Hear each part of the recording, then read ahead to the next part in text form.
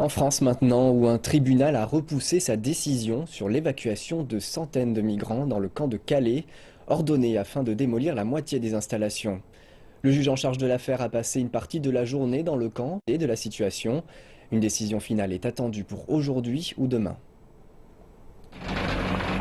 Les bulldozers roulent dans le camp de migrants de Calais, du juge de suspendre la démolition qui aurait dû démarrer mardi soir. Les autorités de Calais veulent raser la moitié du camp, surnommé la jungle, et affirment que des solutions alternatives d'hébergement seront fournies, notamment des conteneurs chauffés. Mais les associations d'aide aux migrants rétorquent qu'aucune solution viable n'est proposée. L'éviction pourrait débuter bientôt et cela nous rend très inquiets, car nous sommes persuadés que ces gens n'iront pas dans les conteneurs, ils iront dans d'autres camps. Les gens iront dans des petits camps de la zone où la situation est très mauvaise, bien pire qu'ici. Sa population ayant explosé l'an dernier, le camp de Calais est devenu un véritable village.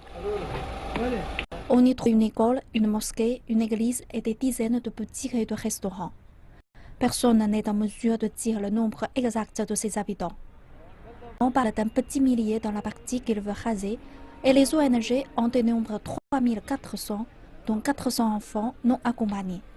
Le café de Kapoul est ouvert depuis 7 mois. Son propriétaire attend, un Afghan, cuisine du riz et des légumes pour des clients du monde entier. Tous les réfugiés sont très inquiets au sujet de la destruction de la jungle. Nous n'avons nulle part où aller.